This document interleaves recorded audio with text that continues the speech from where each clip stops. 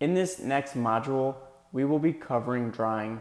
Now it might seem super straightforward, but there actually is a process to do it the most effective and efficient way possible. And the first thing to notice is that we have a blue chamois towel, and this is from a company called Mighty Cleaner. And this company is on Amazon, which is where you can purchase a chamois.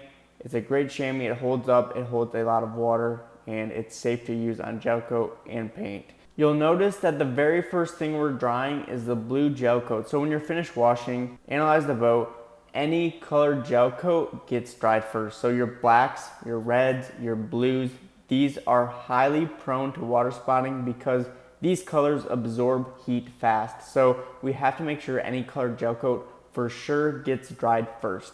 After that's done, and again, if the hull is white, it's okay, you just hop on the top side and you continue with the next step in the process. So number 2 is outboards. Outboards are made of paint. Paint dries extremely fast, especially on black outboards. So that is gonna be number 2. So always do outboards second. Number 3, and you don't have to freak about windows, but this is number 3 because you gotta remember at the end of the package, we are coming back to clean the glass with a glass cleaner product to make the glass crystal clear. So this is going to remove any water spots or any wax that we may have left on the glass while we were doing our process. So number 3 is glass. They are prone to water spotting, but we don't have to make it a huge priority. Number 4 is bright work. Bright work is another part of the package that is included, which comes with polishing. So if we don't get all the water spots off the bright work, it's okay because we're gonna come back and we're gonna polish the bright work out by hand, and this is gonna eliminate any water spots. Number 5 is the rest of the gel coat. So typically top sides are all white gel coat, so that gets dried 5th.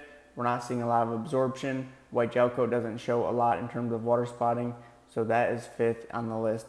Number 6 is vinyl. Vinyl also does not show any water spotting, so you don't have to worry about water drying on the vinyl. It's okay.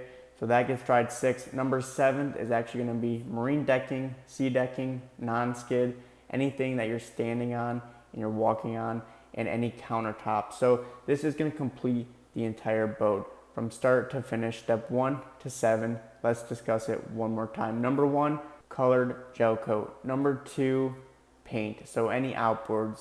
Number 3, windows.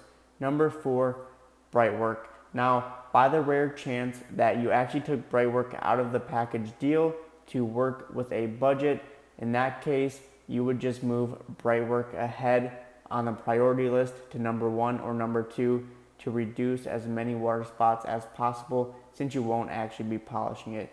Number 5 is any white gel coat. Number 6 is vinyl. Number 7 is marine flooring and countertops.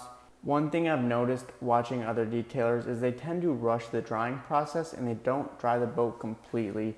You have to make sure, and even if it takes you an hour, you have to make sure that you dry the boat completely dry because water and wax do not mix, and this eliminates the durability and the bonding. So make sure the boat is dry. As you'll see, I'm actually drying underneath the vinyl because the vinyl holds a lot of water on the underneath side of it. So just some tricks and tips that I've learned along the way. Dry all the compartments completely.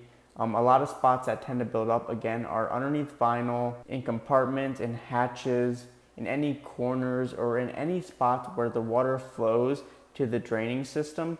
That is where you're going to see the most water buildup. And if you have bright work that extends in and out like these ladders, these will hold a lot of water as well. So just make sure you're opening everything up, extending everything out, and drying the whole boat completely before you actually start waxing the boat.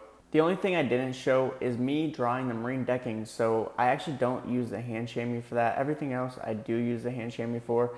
But for this, I use a yacht stick, a carbon fiber yacht stick to be more precise. And if you drop it in the water, it will float. So you could go retrieve it. This is a 6-foot telescoping pole. You can buy unlimited attachments for it. And it does have a mop chamois at the end, which is very similar to the material that I have for my hand chamois. And it does a great job. It absorbs a lot of water. And this is great for drying marine decking or any cabin cruisers or double deck boats that you're working on. This is going to be a wrap to this module. I'll see you on the next one.